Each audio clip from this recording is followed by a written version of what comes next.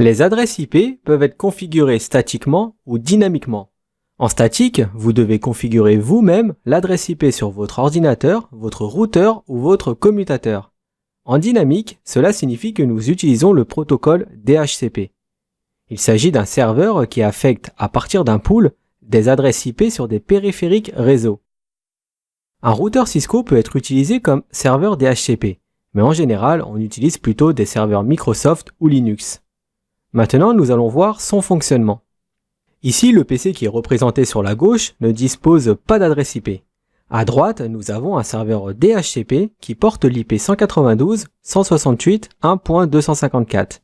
Un pool DHCP a été configuré sur celui-ci avec une plage IP de .1 à .50. Si on démarre le PC, il demandera une adresse IP en diffusant un message DHCP Discover.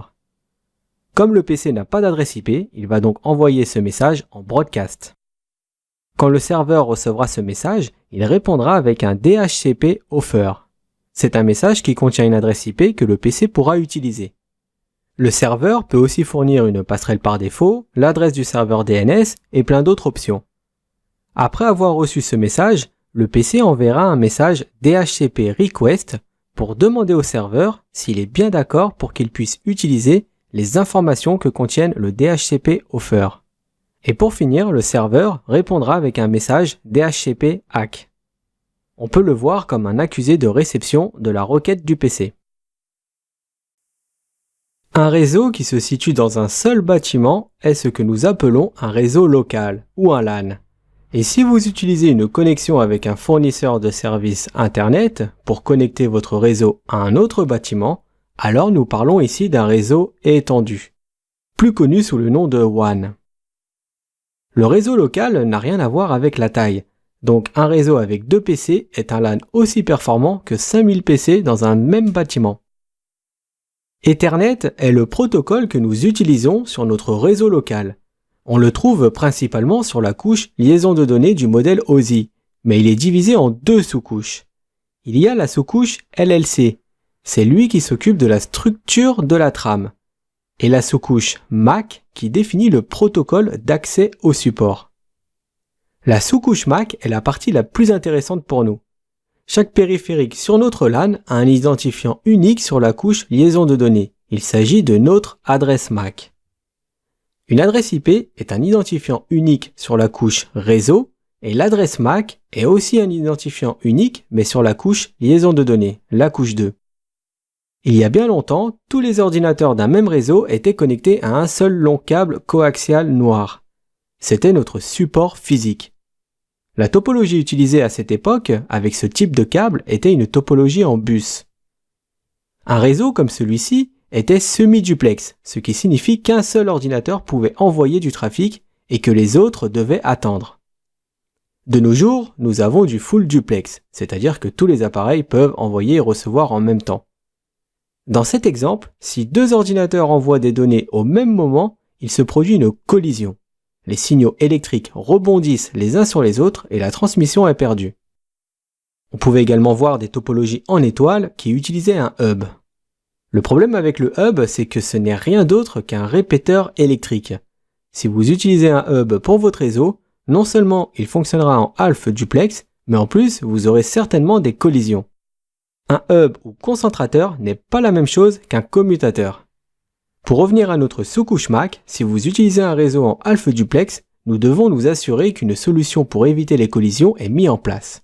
Cette solution s'appelle CSMA-CD. Cette méthode permet de définir comment une machine va utiliser le média sur lequel elle est connectée. Le mode de fonctionnement du half duplex est comparable à celui des talkie-walkie. Si on veut communiquer, on appuie sur le bouton et on parle. Et pendant ce temps, les autres nous écoutent et ne parlent pas. C'est-à-dire que vous êtes le seul à utiliser le canal ou le média de communication.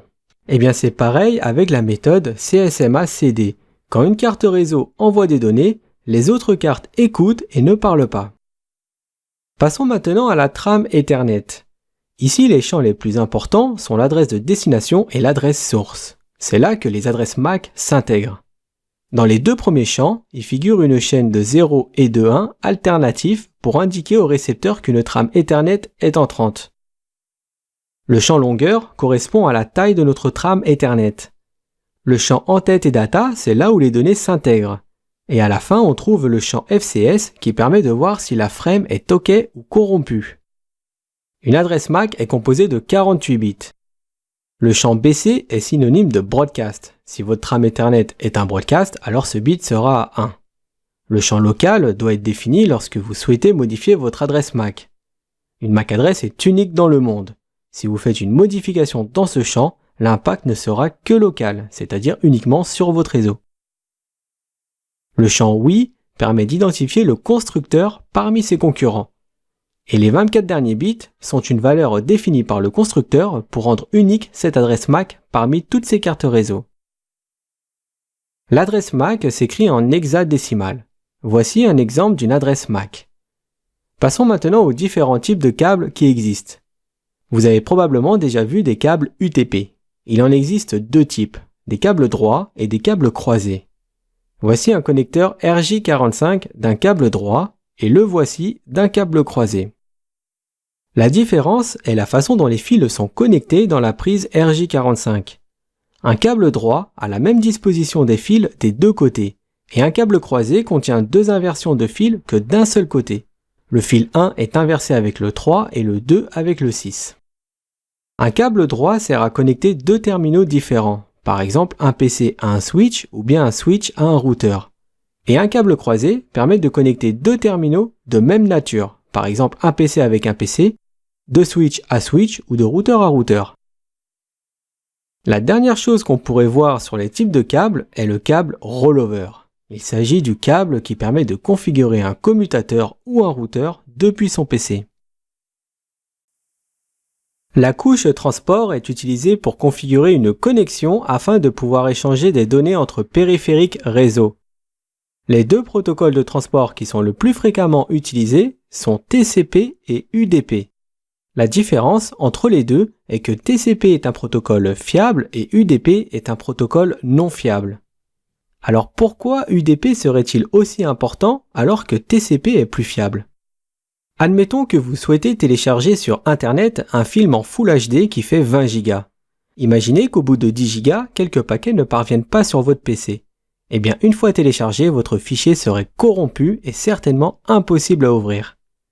C'est pourquoi dans ce cas, on utilisera plutôt le protocole TCP afin de s'assurer que le transport de votre téléchargement sur votre PC soit fiable.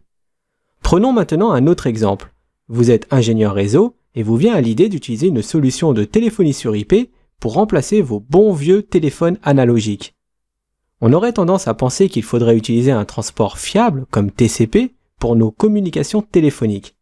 Eh bien, ce serait une mauvaise idée, car comme TCP corrige les erreurs, cela signifie que les données qui ne sont pas parvenues entre deux téléphones seraient retransmises. Si dans une communication vous entendez quelque chose de votre correspondant qui l'aurait dit quelques secondes auparavant, la communication risque d'être très étrange.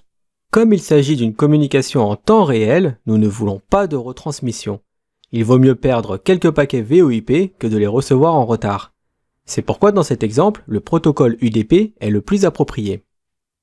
TCP est un protocole de transport orienté connexion, ce qui signifie qu'il va établir une connexion avant de transférer des données. UDP est un protocole sans connexion. Il envoie donc directement les données sans se soucier s'ils arrivent ou non. Le séquençage signifie que nous utilisons un numéro de séquence, c'est-à-dire que les paquets sont numérotés pour s'assurer de les retrouver dans le bon ordre à l'arrivée. Le protocole UDP n'a pas cette fonctionnalité. Voici à quoi ressemble une en-tête UDP. C'est grâce au numéro de port source et destination qu'on sait pour quel type d'application le paquet est destiné. Le champ checksum, qui se traduit littéralement par somme de contrôle, ou qui est aussi appelé empreinte, est un nombre ajouté au paquet à transmettre pour permettre au récepteur de vérifier que le message reçu est bien celui qui a été envoyé. Pour résumer, le protocole UDP fonctionne sur la couche transport du modèle OSI. C'est un protocole sans connexion, c'est-à-dire qu'il envoie juste des données. Les erreurs sont tout de même limitées grâce au champ checksum de son en-tête. C'est un protocole qui fournit son meilleur effort sans pour autant être fiable, et il n'y a aucune fonctionnalité permettant de récupérer des données qui auraient été perdues. Voyons maintenant les détails du protocole de transport TCP. Comme il est fiable, il va configurer une connexion avant de commencer à envoyer des données. Cette connexion se fait en 3 étapes. Prenons l'exemple du PCA qui veut envoyer des données au PCB de manière fiable. Nous allons donc utiliser TCP. En premier, le PCA enverra un message TCP SYN pour indiquer au PCB qu'il veut établir une connexion. Dans l'exemple, le numéro de séquence est le 1. Ensuite, le PCB répondra au PCA en envoyant un message SYN-ACK. Le numéro de séquence est 100. Il s'agit d'un nombre aléatoire. Et le ACK est égal à 2, ce qui signifie qu'il reconnaît bien avoir reçu le premier message du PCA qui portait le numéro 1 et qu'il est prêt pour le message suivant. Et dans la dernière étape, le PCA enverra un accusé de réception vers le PCB. Dans l'exemple, il envoie un ACK 101, ce qui signifie qu'il reconnaît bien le numéro de séquence 100 du PCB. Alors pour résumer et simplifier un peu les choses, le PCA envoie un TCP SYN pour dire au PCB qu'il veut lui parler. Ensuite, le PCB envoie un TCP SYN-ACK pour informer le PCA qu'il accepte de l'écouter et en même temps lui dit qu'il veut aussi lui parler. Et pour finir, le PCA envoie un accusé de réception, c'est-à-dire qu'il accepte à son tour d'écouter le PCB. Maintenant que la connexion est établie, les données peuvent être envoyées. Nous allons désormais parler d'une fonctionnalité que dispose le protocole TCP. C'est le contrôle de flux, plus connu sous le nom de flow control. Cela permet d'éviter d'envoyer trop de données que le récepteur ne pourrait gérer. Dans chaque segment TCP, le récepteur peut spécifier combien de données en octets il veut recevoir pour ne pas être débordé ou surchargé. Continuons notre exemple. Le PCA a bien établi une connexion en 3 étapes avec le PCB. Il envoie 15 octets de données. Ici, le numéro de séquence est 10. Le PCB va répondre en envoyant un ACK 11 qu'on pourrait traduire par « Merci, j'ai reçu vos 15 octets, maintenant envoyez-moi le reste ». TCP est un protocole fiable, c'est pourquoi l'ensemble des paquets échangés est tracé. Plus la taille des données est grande et plus votre débit sera élevé. Ce qui est logique car on envoie moins d'ACK que de données. TCP est un protocole assez complexe. Par exemple, rien que son en-tête comporte beaucoup plus de champs que celle de UDP. Comme pour UDP, il y a un champ pour les ports sources et de destination, toujours utilisé pour déterminer le type d'application.